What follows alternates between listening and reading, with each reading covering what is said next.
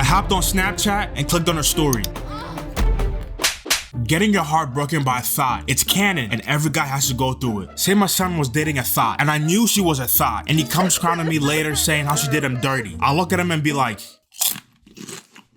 niggas get their heart broke every day, B. You be alright, nigga. You tough, right? Hey, I'm sorry, but as I said, it's canon and I cannot interfere. Now, in order for you to know my canon event, we have to take a trip back in time. So boom, I met Emma during my sophomore year of high school. She had recently just moved to our town, so you know, she was fresh meat. Hey, yo!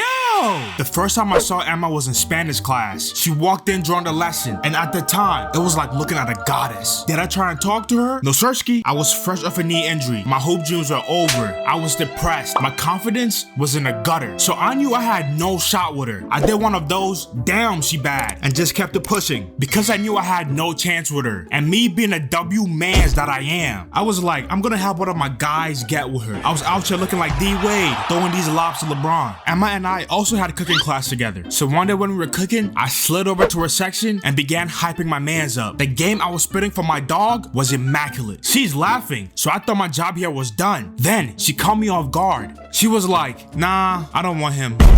I'm like, well, damn. Then she's like, I want you. Huh? You want me?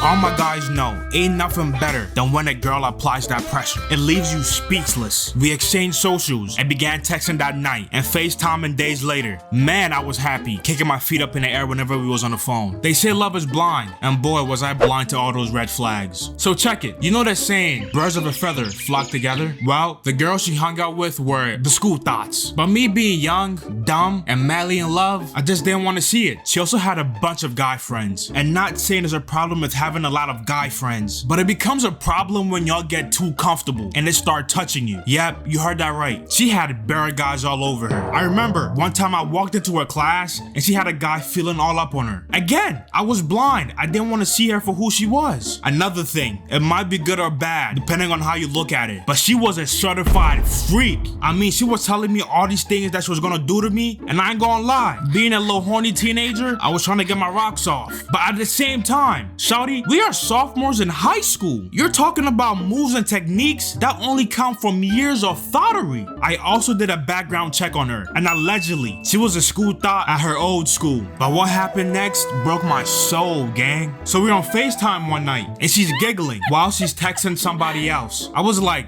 what's so funny? And she's like, oh, I'm just texting a friend. Then I ask, who? Then she drops his name, Josh. I'm like, your ex?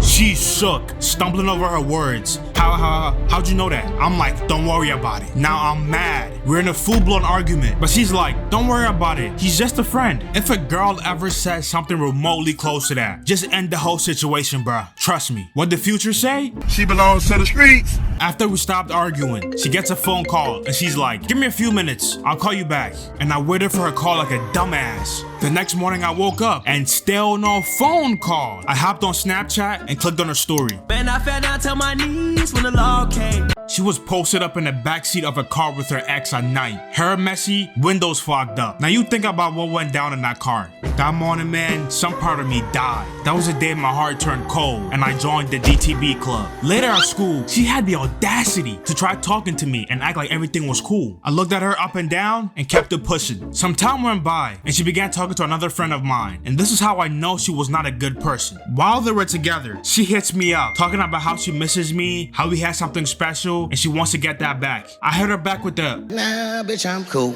They broke up a few months later, and on that same exact night, she saw her ex Josh again. And now they have a kid, so congrats. She tried spitting the block again. She hit me with a classic line. Hey, I was going through my phone, and I saw pictures of us, and it reminded me of you, so I wanted to say hi. I ain't gonna lie, I kind of indulged her for a little bit, but sorry, baby, we don't spin blocks around here. Fool me one time, shame on you. Fool me twice, can put the blame on you. Fool me 3 times, fuck the peace sign. Load the chopper, let it rain on you.